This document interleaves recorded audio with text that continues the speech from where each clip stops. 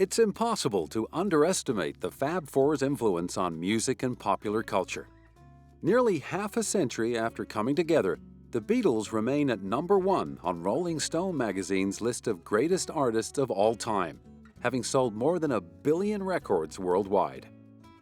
According to the same magazine, their groundbreaking music and style helped define the 1960s. To this day, they remain the biggest-selling band in America. Concert promoter Sid Bernstein believes it was the group's charm and spirit that won over the notoriously tough-to-crack U.S. market. And here along came 4 guys full of mirth, merriment, songs that fitted the times and the needs of people their age, people just entering maturity. And they had a message that meant something for these teenagers. Sid masterminded their historic concert at New York Stadium that took pop concerts from theaters into multi-thousand-seater sports arenas. Their American debut at Carnegie Hall, which seats 2,830 people, to go from 2,830 to 55,000, and we turned people away from there too. So it was monumental. The show opened with the Beatles performing Twist and Shout, not that anyone heard it. The PA sound system turned out to be no match for the hysterical screaming of the teenage girls who packed the stadium. Many of them needed to be carried out after fainting during the band's 30-minute drowned-out set. Not being able to hear themselves play was something they'd had to get used to since Beatlemania had taken over the UK in 1963. In the wake of the release of their debut album, Please Please Me. After conquering the US the following year with the single I Wanna Hold Your Hand, they were on their way to becoming, as John Lennon put it, more popular than Jesus. We meant more to kids than Jesus did, or religion at that time. I wasn't knocking it or putting it down, I was just saying it as a fact. It was a fact that few could deny, as the lads from Liverpool struggled to come to terms with the relentless pursuit of obsessive fans.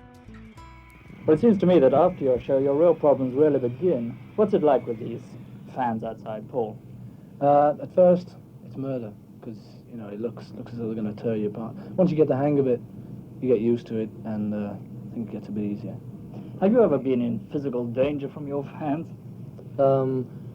Well, occasionally, yes. Only when there's been a big mob, a really big one. But usually they're quite nice if there's only a few at a time when you meet them. Yeah.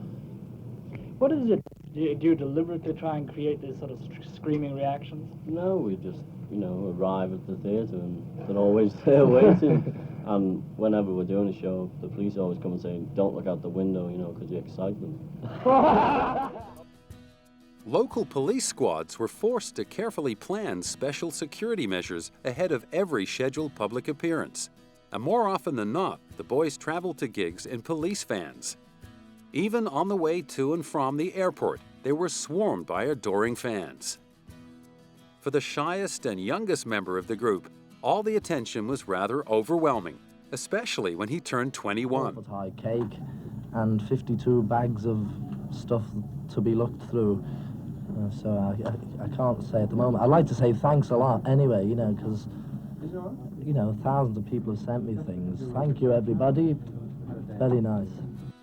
At a civil reception in their hometown of Liverpool, one fan was so overcome in the crush she had to be carried away on a stretcher, and police on horseback had to hold back the hordes as they made their way into the town hall. It was a similar story in France, Sweden, the US, and Germany. With the frenzy surrounding them showing no signs of letting up as the decade wore on, John, Paul, George, and Ringo had to resort to searching for inner peace through the teachings of Maharishi Mahesh Yogi. They ditched the pudding bowl haircuts and suits for long hair, jeans, and flowing robes, and headed to India to study transcendental meditation. But no matter how far they ran, the media were never far behind, even in an ashram in India.